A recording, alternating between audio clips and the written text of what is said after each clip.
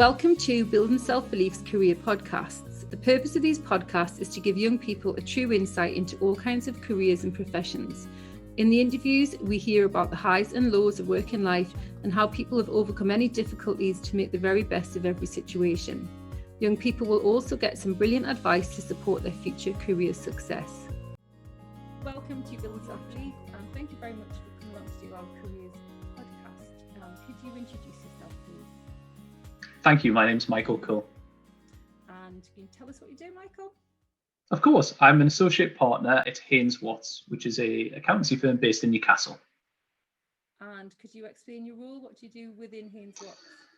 Yeah, of course. So we have a couple of different service lines within Haines Watts, and I oversee the accounts and outsourcing team. So that's working through statutory compliances for companies and businesses, as well as the outsourcing part, which might be bookkeeping, VAT return, or the use of technologies for companies. So I take it you've seen a lot of changes in accountancy over the years. Completely.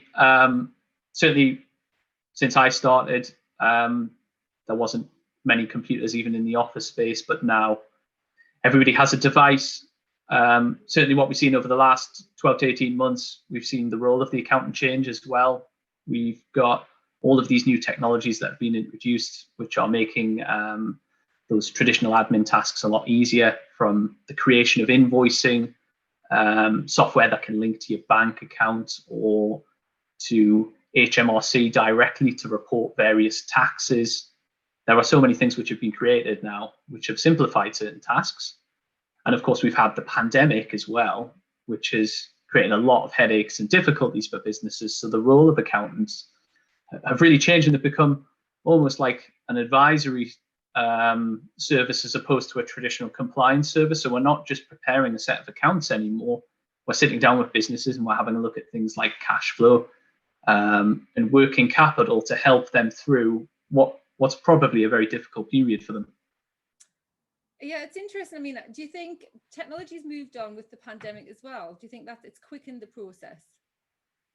It has. I think when we look at remote working and various other dynamics which have been created from the pandemic, we had a lot of technologies prior to this point in time, but perhaps adoption wasn't as high as many anticipated or expected, and the pandemic has just simply pushed that further and has forced many businesses to embrace some technologies, and all of a sudden they're seeing some wins and benefits of doing so.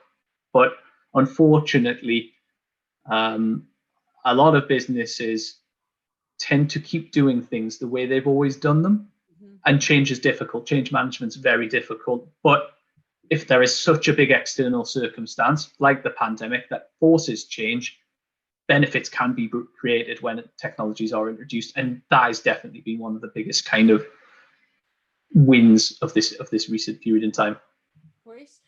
So the point of doing the podcast is to explain to young people kind of about how you ended up in the profession you're in. So could you give us a little bit of background about that then? How did you become an associate director? Was it associate director? Associate partner. Associate partner. Sorry, I'll get the terms right. Right. Okay. So when I was in school, it felt like a lot of people knew what they wanted to do. Actually, a lot of people, when we were progressing to A levels, were keen to explore university. And for various reasons, I decided it wasn't the right option for me. I felt like the cost of entry it was too high. I wasn't comfortable with it. And it also spoke to a lot of contacts of actually my dad, and a lot of them said to me, get into work. It doesn't matter what your entry point is into a business or a profession. What matters is you get started, and you can continue that progression at that point in time. So in my eyes, I had the option of going to university and probably spending 4 years, furthering my education, bettering myself as an individual. But there was also this opportunity to just go straight into business and earn money. I have to admit that was probably a really key factor in it as well. I think it's very as well as then develop as an individual, but alongside a business. So understanding what I needed to do and kind of progress that way. So going back to why did I choose accountancy?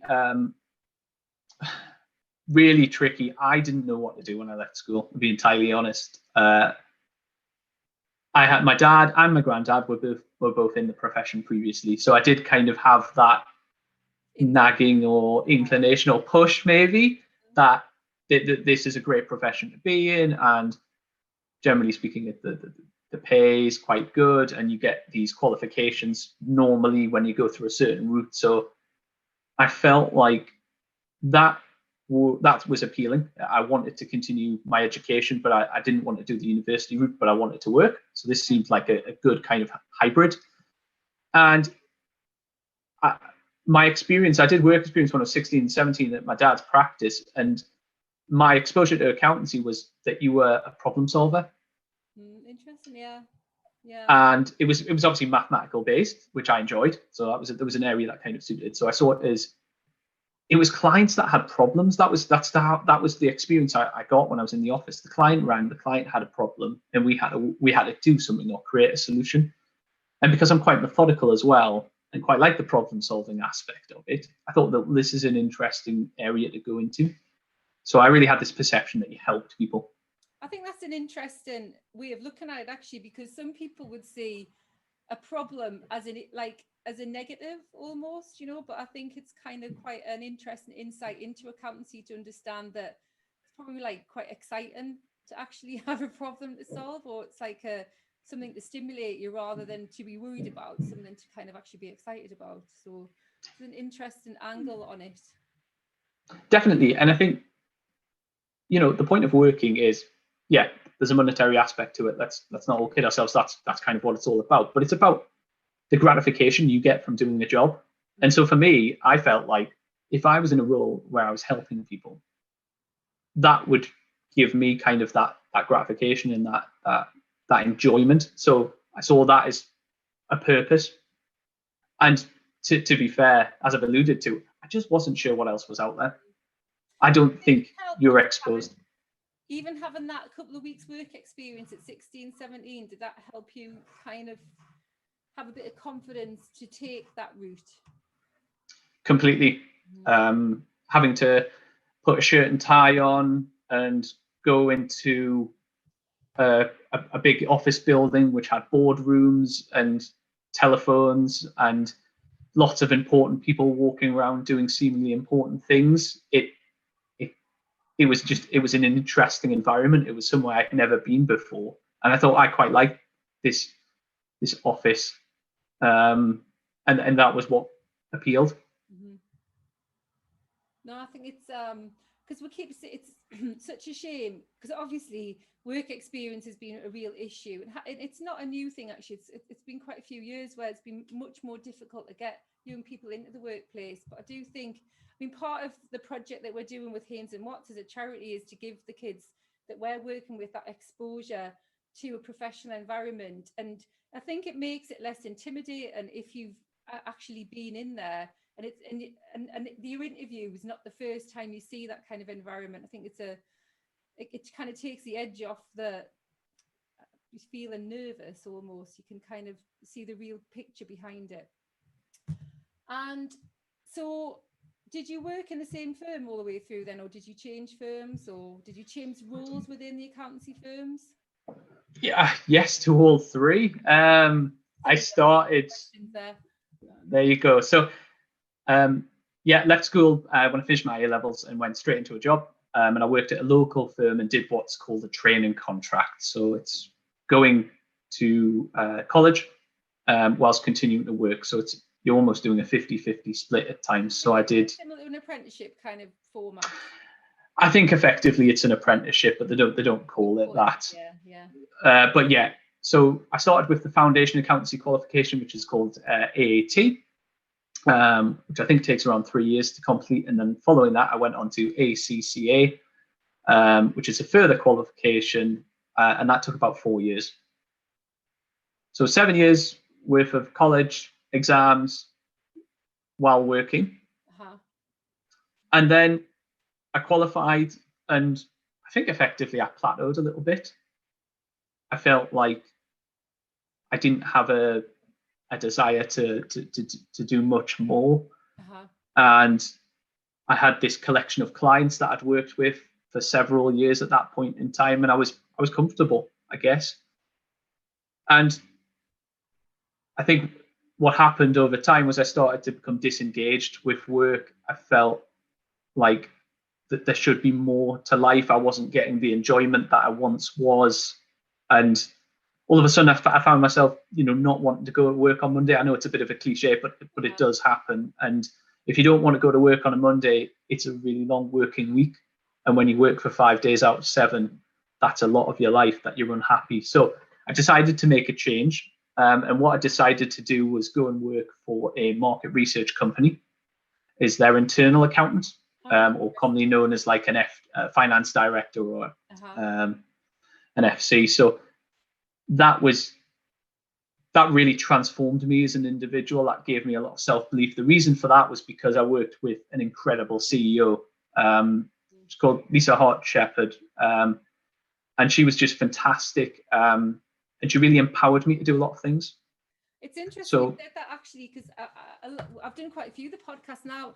Quite a few people have said that the most inspiring thing they've had is a brilliant mentor. Yeah, really. Just compared to my previous role and what I ended up doing, because she traveled a lot, she was client servicing. So we worked for law firms globally. So she was constantly, and I mean, it was an incredible lifestyle. If she wasn't in New York, she was in Miami, or she was in Tokyo. And what she did was just said, look, this is the business, and I need you to just run it whilst I'm seeing clients, because I can't do it anymore. And so all of a sudden I'd gone from a relatively junior position in my previous employment to what felt like, the finance director, but actually I was looking after the operational aspect of the business as well. Yeah. And so all of a sudden there was people queuing at my door saying, right, we need to do this. We've got a problem with the internet. We've got a problem with technology, or a staffing issue. Like to me, Michael, as you're going back to that, what originally appealed about accountancy, like problem solving, but in a more kind of dynamic and more diverse kind of way than just the accounts themselves. Yeah, and I think it's the people aspect. It's working with others, whereas perhaps in the other role where I felt I wasn't meeting the clients, that was one of the issues. And all of a sudden I had this exposure to a firm which was really progressive, and it was really stressful at times. Of course it was, because I was getting thrown into these really unusual situations that I had no experience of dealing with. But because somebody had stood behind me and said, you're the right person, and I know that you'll make the right decision, so just run with it. Yeah, because there was obviously a period of time where I was just ringing her all the time saying, I've got this issue. To which she replied, well, look, I brought you in for a specific reason, so stop ringing me and sort it out. Because if you bring the problem to me, I mean, it's if you bring the problem to me, you're not doing your job. And a part of that, so I got to travel to New York. I got exposed to some really incredible lawyers and companies as a result of that job. And I did an MBA at the same time as well, and which really helped with my development, because as an accountant, you're almost just exposed exclusively to the financial aspect of a business. But what people don't understand to run a business or to operate at that level is all of these HR problems that come with, employing people, or, investing in these employees to get the best out of them. Do you think if you hadn't taken that role on, you wouldn't have been able to do the MBA? No, don't think so. Because I think the MBA, isn't it? You've got to did you do it where it's like work in practice, so you could use your experiences in the workplace to then write up your kind of analysis of how you would handle a situation or that kind of thing? Yeah, that's right. The MBA was based on 12 fundamental components, all of which you needed some element of experience or the ability to research. So if it was deploying a digital marketing strategy, or looking at the supply chain management of a particular industry or sector, it was a big step from where I was, but it reminded me again, going back to doing exams and working outside of 9 till 5, that we're all capable of doing a lot, but sometimes we just have to push ourselves to work out what our boundaries are. But it's amazing what we can do when we want to. And how did you end up with Haines and Watts then? Last part. So yeah, of course. So unfortunately, that company was relatively successful, and it grew, and it was acquired by a larger organization, and my role kind of came to an end as a result of that. But and so I was looking for new employment, and I ended up speaking to a few people, and I spoke to Donna, the managing partner of Haines Watts, and I was blown away by what they were doing and what they were trying to achieve as an accountancy firm. And I suddenly became reinvested or re-engaged in the profession to want to work with clients again. Good. And do you think, and how do you end up as an associate partner then? How does that process work? Is that, because I'm assuming that's a more senior level? Yeah, it's a more senior level than certainly when I left the profession. That was just based on, I guess, my experience that I'd gained through work, and from a personal or professional capacity, allowed me to apply for a position which previously probably wouldn't have been available to me. So I've only just started at Haines Watts. I've been there for about 10 weeks now, but it's really nice to come in at that particular level, because it felt like it was recognition of the work that I'd done to that point in time. So do you think then taking risks has been an advantage for you professionally? Absolutely. I think there's two aspects to it. I think if you're unhappy or you're not enjoying work, you should make a change. I think it's really easy, and I've seen it on countless occasions where people are coming to their end of their career, or they're constantly in a workplace being very negative and down and talking about how they don't enjoy work, and that really frustrates me, because I think it's really scary changing jobs. And even starting at Haines Watts, I might have appeared very comfortable in front of people, but I wasn't. I was terrified of meeting new people and new systems, and it's a really difficult jump. But if you're genuinely not happy, or you don't enjoy the work you're doing, it's so important to recognize that, because you don't realize how much it impacts your well-being. I did sociology A level, and we did a work section, and I remember my distinct memory of it is that said 75% of people hate their jobs. And I think I've never forgotten. I think, why would you spend all of your life doing something you absolutely hate? So depressing, isn't it? And I think the other problem is, in a working environment, when you work with people who are permanently negative, it drags everybody down, doesn't it? It's really difficult to get any initiatives through or make any changes. And in teaching, we just call them blockers, where they're like, they did it in like 1978 and it didn't work then. And you think like, oh, give us a break. But yeah, absolutely. It's incredible when you see those people. But there was definitely a period of time in my first job where I kind of just went from week to week for a reasonable period of time, thinking this is it. This is what work's going to look like. Maybe one day I might make manager, but certainly a partnership position seemed impossible. But I'd like to think that journey I took, and those risks of jumping from company to company, has actually got me to where I wanted to be. But it certainly was not the way I thought it would happen.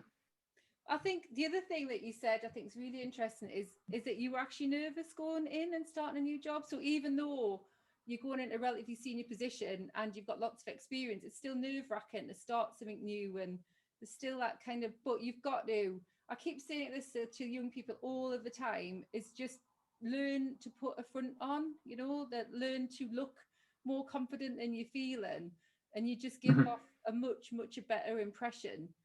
You know that because you have seen it before. We're talking about even interview techniques where you're terrified, but you've got to kind of look people in the eye. You've got to be able to, like, your posture's got to be good. You've got to present yourself well, even though you're really, really, really nervous. Yeah, and certainly with regards to interview, you're so conscious about what you're saying, but you need to be conscious about everything externally, which is, like you've said, it's how you're sitting. If I could give a perfect answer, but if I'm slouched in my chair, or I've got my arms crossed, or I'm not making any eye contact, those are all key signs for somebody sitting on the other side of the table to say he might not be the right person for us. Mm-hmm. And so I think it's learning, and unfortunately it does take time, and I still haven't figured out the right answer. And even if I have to do a presentation now in front of a couple of people, I'm still terrified on the build up to doing it. But once I get started, once you get past that first minute or so, you can relax. Mm-hmm. And it does come with time. It does come with practice, but those feelings never go away. Absolutely not. I think it's interesting to talk about technology, because I think for me, having a PowerPoint now is kind of a little bit of a comfort blanket, because when I first started, you just like had to just do it. Sometimes you maybe have a handout, but then you couldn't keep looking at a handout because, you would be like that the whole time. And so I think there are benefits now to how technology's moved us on in that kind of way, but it is still terrifying as well. Advice for young people then, it's coming to an end. Thank you very much for your input into this for young people. I think it's really interesting. I think particularly not taking the degree route, because I think there is a big dilemma for young people about whether it is the right route. And I know I've done a podcast with another accountant who did accountancy degree, and then he said he realized afterwards that when he did his accountancy exams, it was pretty much the same, and he felt like he was just doing the same thing again. But he was saying potentially he would have just done a different degree altogether and done accountancy afterwards. So I think it's interesting how many different routes there are to take is one angle. But what advice have you got for young people then, and for both things, for whether they want to be an accountant or just life in general? Starting with life in general, I feel like it's really important to have a really good friend, or maybe a coach or a mentor, somebody that you can talk to about goals and objectives, somebody you can talk to candidly about what you want to achieve from a career, and for them to give you the right advice back, or just even be a sounding board. Mm-hmm. Because I feel like often, and certainly from my perspective and my experience, I had a group of friends that I couldn't really have those conversations with. And so I felt like the decision I made in terms of a career was kind of just, I made it on my own, and I probably could have or would have welcomed or needed a little bit more feedback and advice. I think the best way to describe that is, if you're the smartest person in the room, you're in the wrong room. Mm-hmm. So if you can, and it doesn't matter who it is, maybe it's an uncle and auntie or a family member, it doesn't really matter, but somebody that you can have and just reach out to them, continue to keep speaking to them, and they can help you make those right decisions. That's something I think is really important. I think mindset's really important as well, because often in an educational perspective, you hear a lot of things such as like, I'm not smart, I can't do it, or it's too hard. And so you might want to pursue a particular career, but for various different reasons, you've been told or you think you can't do it. But often if you change your mindset and use terminology like, I learn through mistakes, mm-hmm. practice helps me to improve, and I'm still learning, you can make those barriers a little bit smaller. Yeah. Because you change what you perceive to be as the things you need to go through to achieve those particular jobs. I think, mindset's a massive thing, isn't it? I think if you're told, or you tell yourself you can't do it, you know, it's just another barrier, isn't it? But I think, definitely useful, very, very useful as well. And so from accountancy as well, work experience I think the profession does have a reputation. It's undoubtedly known as a boring profession. I think that's a very misleading perception. It's certainly not at Haines Watts. And my experience speaking to other professionals is it's not an experience of the industry whatsoever. It's really important to try things. So options like work experience are great. There is nothing stopping you from knocking on the door of a company and asking for some time with a partner or a manager and just learning a little bit more about that role or that job before you apply for it. There's various different avenues you could explore to find out a little bit more and make a more of an informed decision. There are different routes into accountancy. It depends on how you want to go about it. There's no perfect answer, unfortunately, and I think everyone welcomes a little bit of variety. So the option for someone to go down an academic route and graduate, perhaps with a different degree outside of accountancy, would be just as welcome as someone who comes from school and wants to go through the fundamental qualification before advancing onto those other qualifications I referred to earlier. I think as well, it's within a big firm, there's different rules within the firms, isn't there? So it's kind of, once you get your foot in the door in some of the bigger firms, you don't necessarily have to stay in that role either, do you? You can kind of get different experiences within that. So like you said there, just getting your foot in the door and having a conversation with someone higher up and finding out what is available jobs wise within these big firms, because I think that's what people miss out on as well, that that even in an accountancy firm, you don't necessarily just have to be an accountant. There are other things there. Oh, you're frozen, Michael.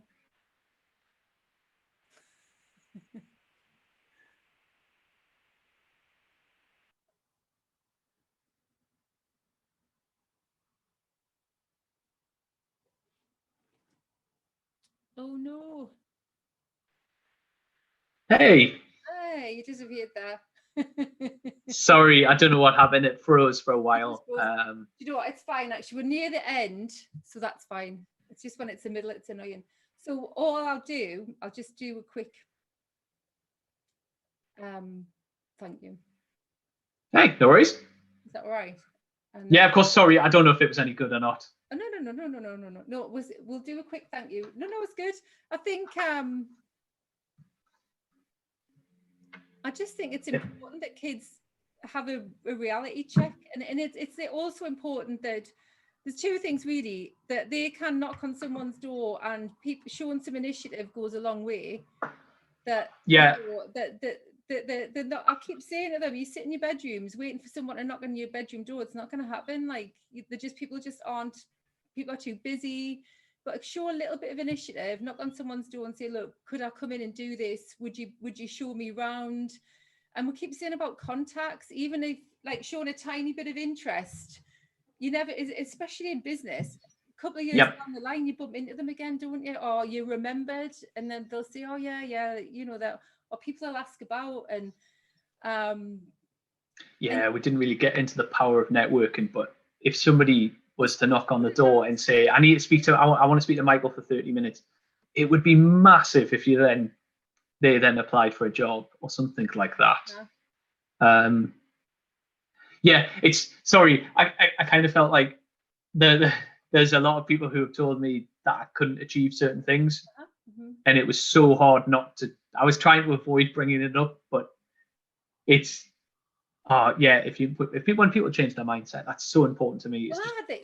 Don't listen to no's. It's just, for me, I trained to be an English teacher in '95, and I don't know how many people, because when I went to university, it was only 6% went to university, and nearly everyone I spoke to said, how can you teach English when you talk like that? Nearly every single person. And you're just so irritating, and I thought, why should I change who I am? To a exactly. Like, and the kid, I taught in London, and the kids found it really interesting to hear a different accent and different dialect. They didn't see it as a negative at all.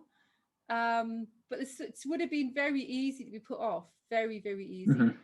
And I think this is again the point of the podcast is it's interesting for the kids to hear that it's not always going to be people encouraging you and people being positive. There are going to be times where you get knockbacks and you just can't. I think if you make a mistake, you've got to kind of reflect on it, but learn from it and move forward, not necessarily let it put you off totally. The first job I left, it took me over a year to leave, and it would probably be something like 16 jobs I applied for. And it was just no and no and things like that, and just people just need to keep going. That's what they need to keep doing, is just or learn. Sometimes I think you, especially again something like teaching, you go for an interview and sometimes you're just not right for the job, and it's not that you're doing anything or you're the wrong, you just like it's not where you wouldn't fit in, or it's not kind of boss you like, or you know. And sometimes you can come away from an interview and think, oh, I don't even want that. You know, absolutely, you don't necessarily even want it. And sometimes it's more pressure when you get it and you can't decide whether to take it or not. Completely. But it's tough. It's so hard. But it's not the end of the world either, is it? You can sometimes you can tough it out and then it gets better, and sometimes you tough it out and think, actually, time to go, time to find something else. But that's where the network comes in, isn't it? Where you kind of, and the mentor, where you've got someone else saying, you know, come on, it's time to move on, time to do something different. But anyway, I totally appreciate your time, Michael. Thank you very, very much. And thank you very much for Haines and Watts, because we've got quite a few projects coming up with them, which we're really excited about. And they're actually going to be giving young people the opportunities that we're saying that they need. So we really appreciate it. Great. Thank you very much. Thank you. Thank you. Thank you for joining us today. If you're interested in learning more about other careers, please go to our website at buildingselfbelief.org, where you can find many more examples of great career paths to potentially take. If you need any advice about anything we've discussed in the podcast, please get in touch. Our purpose is to support young people whenever we can.